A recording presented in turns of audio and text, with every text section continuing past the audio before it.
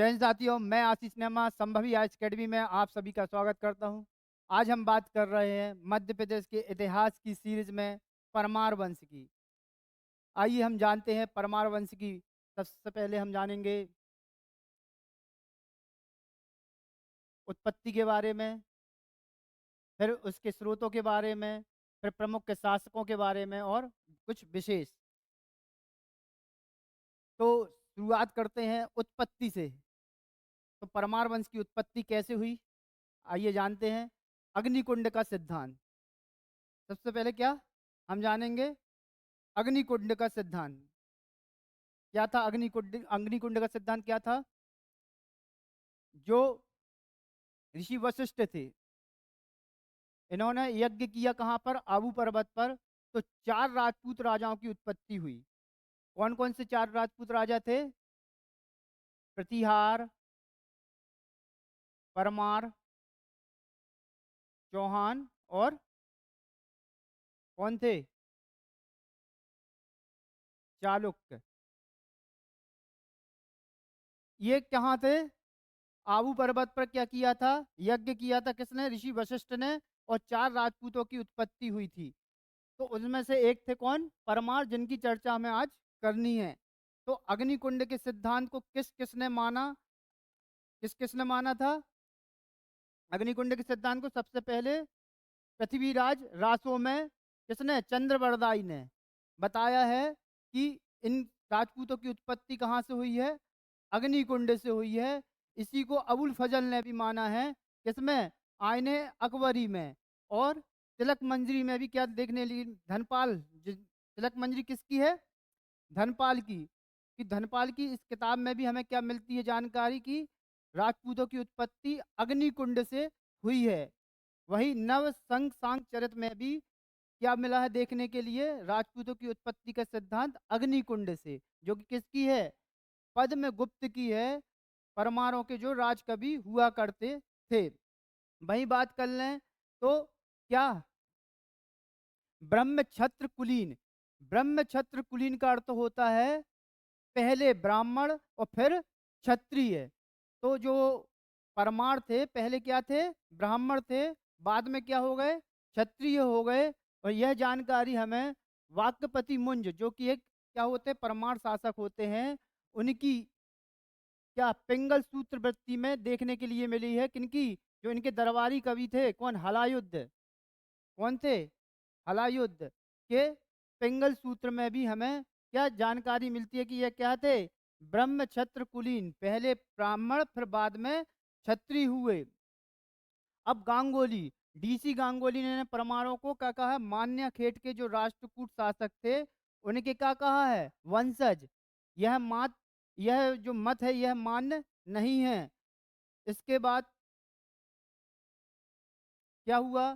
कुछ स्रोतों से पता चला। तो स्रोतों को हमने 2 भागों में बांटा है, एक अभिलेखों के आधार पर और दूसरा साहित्यिक स्रोत। तो अभिलेखों की बात करें तो जो कौन सा? उदयपुर प्रशस्ति है। जो उदयपुर प्रशस्ति है, यहाँ से परमारों के वंश की जानकारी मिलती है। और सर्वाधिक परमारों की जो जानकारी मिली है वो कहाँ से मिली है? उदयपुर प्रशस्ति से, जो कि कहाँ पे है? विदिशा में स्थित है। नागपुर प्रशस्ति भी देखने के लिए मिलेगी। प्रतापगढ़ प्रशस्ति शिलालेख, बसंतगढ़ अभिलेख और पटनारायण अभिलेख, जैनित अभिलेख। इन सबसे क्वेश्चन पूछे जाते हैं। आपसे पूछ लिया जाएगा कि पटनारायण अभिलेख का संबंध किस राजवंश से है? किससे है? परमारों से। वही बात कर ले इसके साहित्यिक स्रोतों की। तो साहित्यिक स्रोतों में नव सांग सच्चरित पद्मगुप्त की है। इसमें भी क्या मिलती है जानकारी देखने के लिए मिलती है? दूसरा, प्रबंध चिंतामणि। क्या? प्रबंध चिंतामणि से भी किसकी जानकारी देखने के लिए मिलती है? परमारों की जानकारी देखने के लिए मिलती है। 10 रूपकम किसकी है? धनंजय की। तिलक मंजरी धनपाल की।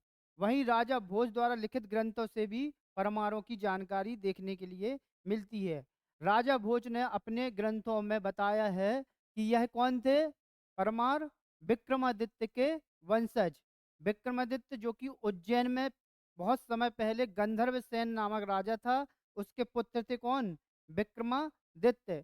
वही विक्रमादित्य जिन्होंने शकों को परास्त किया था। इनकी कुल देवी थी हरसिद्धि माता। इसलिए जो राजा भोज थे उन्होंने बताया कि हम किसके, विक्रमादित्य के वंशज हैं और हमारी भी कुल देवी कौन है, हरसिद्धि माता। आइए आगे जानते हैं कैसे मालवा पर जो परमार थे उन्होंने शासन किया। इसके पहले हम जान लें कि मालवा पर शासन कैसे हुआ उनका। उसके पहले हम ये जान लें कि कैसे वो पहुंचे। तो कन्नौज, उसी समय क्या चल रहा था, त्रिकोणीय संघर्ष, त्रिपक्षीय संघर्ष, तीन राजवंशों को लेकर हो रहा था। उस जो कन्नौज है, कन्नौज को लेकर हो रहा था, क्योंकि कन्नौज की स्थिति कैसी थी, जैसी मगध की थी। यह बात किसने बताई थी, तारनाथ ने। तारनाथ ने बोला था, बौद्ध भिक्षु थे एक तारनाथ, उन्होंने बोला था कि जैसी स्थिति मौर्यों के समय मगध की थी, वैसी स्थिति किसकी थी, कन्नौज की थी। समझ में आया।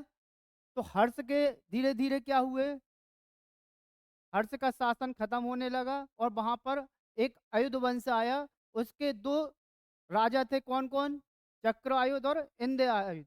जो चक्रायुध और इंद्र आयुध थे वो कैसे थे, अयोग्य शासक थे। उसी समय यहाँ पर कौन कौन शासन कर रहा था, प्रतिहार गुजरात मालवा वाले क्षेत्र में, उज्जैन में ये क्या थे, राजधानी बनाए हुए थे। और नीचे थे राष्ट्रकूट, दक्षिण में कौन थे, राष्ट्रकूट। और यहाँ कौन थे, पाल। यदि याद होगा कि हर्ष के समय जो प्रतिहार थे, हर्ष के समय जो प्रतिहार थे वो क्या थे, सामंत थे। किनके, बादामी के चालुक्य पुलकेशन द्वितीय के क्या थे, सामंत थे। 5वीं शताब्दी में कौन था, दद्र नामक प्रतिहार शासक, जो कि इनका सामंत था।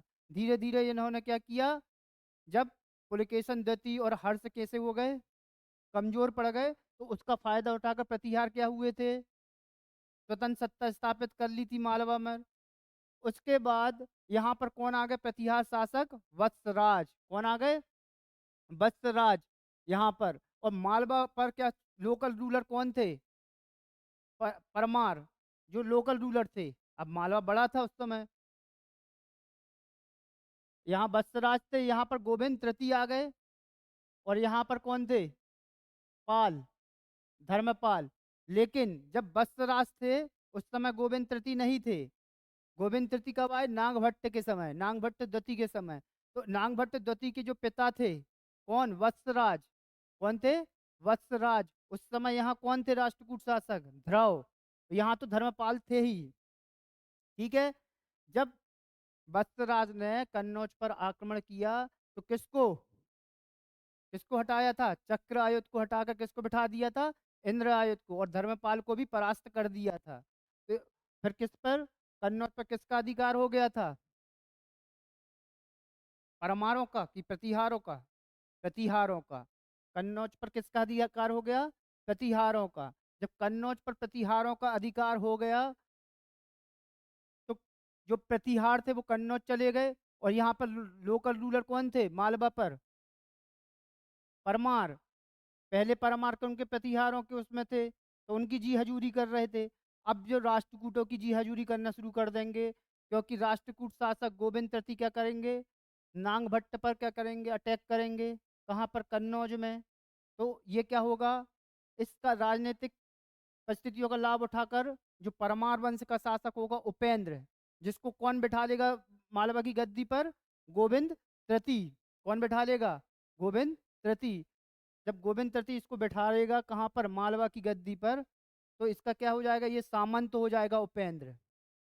कौन हो जाएगा, सामंत। तो जो उपेंद्र होता है उसने अपने संबंध से राष्ट्रकूटों से संधि स्थापित कर ली और अयुध वंश और पाल वंश से क्या संबंध स्थापित कर लिए थे। क्योंकि मालवा पर किसने बिठाया था इसको, राष्ट्रकूटों ने। राष्ट्रकूटों ने मालवा किससे जीता था, प्रतिहारों से, नांगभट्ट द्वितीय से।